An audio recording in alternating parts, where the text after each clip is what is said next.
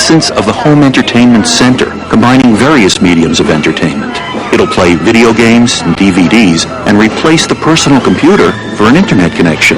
While the game hardware becomes more sophisticated, the game software is changing the definition of interaction. If you blow something up, you know you've interacted. You know that you pushed the button and it's made a difference. You know that your participation is actively changing the environment which is there on the screen. It becomes almost too easy to offer that blowing things up over and over again as the only kind of satisfaction offered to game players. One of the most dramatic examples of the rethinking of interaction is a new game from Sega. It cost $60 million, the most ever spent, to develop Shenmue, a new milestone in the meaning of interaction. Shenmue is an example of really what can be looked at in the future.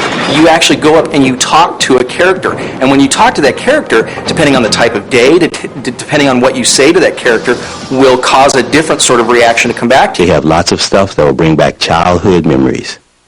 It's really fun. It goes beyond just wanting to kill something and get the points for killing them, but they might actually have information or that the relationship you have is valuable in the future. The games are still in their infancy, but the technology behind them has raised the excitement of games from eye-hand challenges to the level, some would say, of art and literature. The technology is so good, so complete, it's invisible. Games can now focus on creating a whole new experience, far beyond adrenaline-pumping thrills and over-the-top sound. And the vehicle to take games to the next level is the technology of the personal computer and the Internet.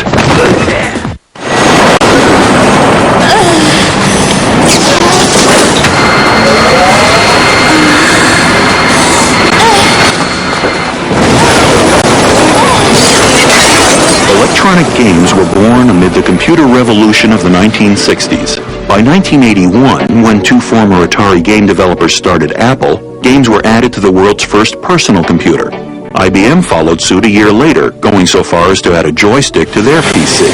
What no one imagined was that computers would advance the development of games at warp speed and become one of the most important platforms to play them on, getting more sophisticated with every breakthrough in technology, from microprocessors to memory.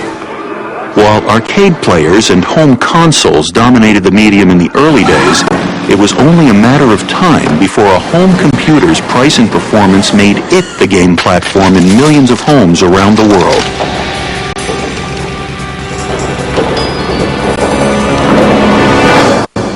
Video games brought computers into the culture. They brought computers into the home, and I mean, you know, hey, do you need 16.7 million colors on your desktop to do a spreadsheet? Do you need 32-bit stereo sound for word processing? No, absolutely not. You need them for video games, and that's what people buy computers for.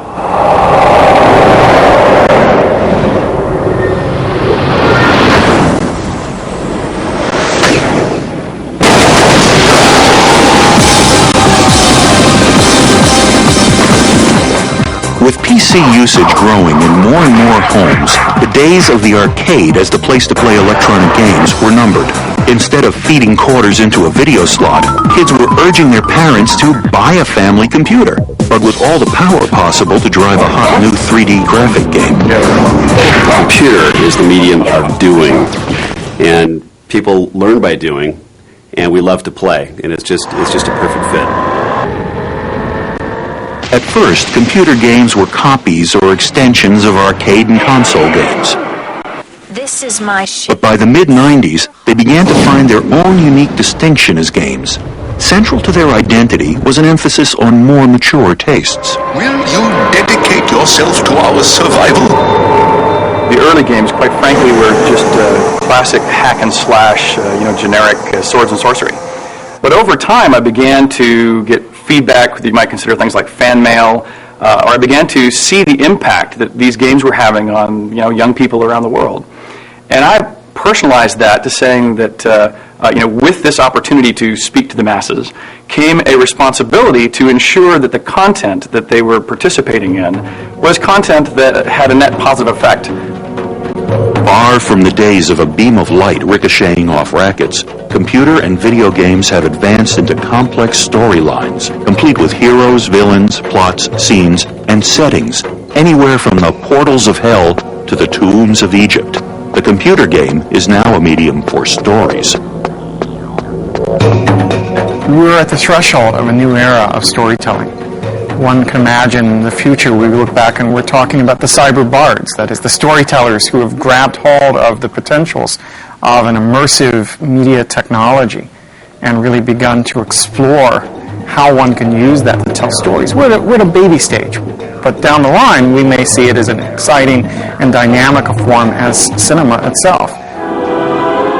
We want to develop a game that engages and challenges and inspires, but most important, inspires. And what do we mean by that? That means that it's not only inspires you to keep playing, but it inspires you to want to know more about it, want to be more immersed in the characters, be more sympathetic to them, so that when they hurt, you hurt.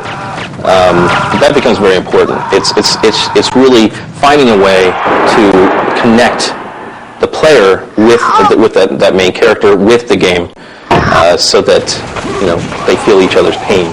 If you haven't bagged a premium before the next sales report comes in, you're out! Guess they couldn't save me, huh? No, but there's still a chance you could save me. Hollywood has flocked to computer games as a new creative storytelling outlet, attracting some of the biggest names in film. Steven Spielberg turned the epic blockbuster Saving Private Ryan into the game Medal of Honor. Tom Clancy was behind Rainbow Six and Rogue Spear. And the granddaddy of science fiction and movie myth, George Lucas, has an entire company at work making games. While home computers have shaped games into stories, the advent of the internet and online gameplay have turned games into a kind of parallel universe where people not only play games, they explore aspects of themselves, a kind of exercise in conscious living free from the stresses of the real world. One of the most popular online games is the Ultima series. It's a medieval fantasy world, but more than a game, it's a community. The game connects people around the globe drawn to a similar game culture and experience. Unlike other games that involve amassing a body count, this emphasizes character and ethics, parts of the game that have made it a bestseller. I began to create a game where you had to prove yourself to be a person of good virtue in order to win the game, not just to overcome the obstacles.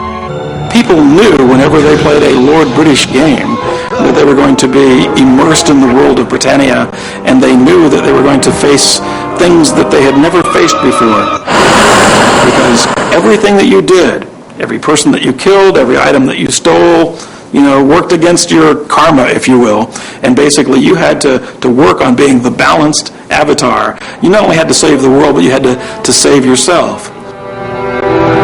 My lord, the Avatar has arrived in Britannia and has been easily dispatched by my worm guard.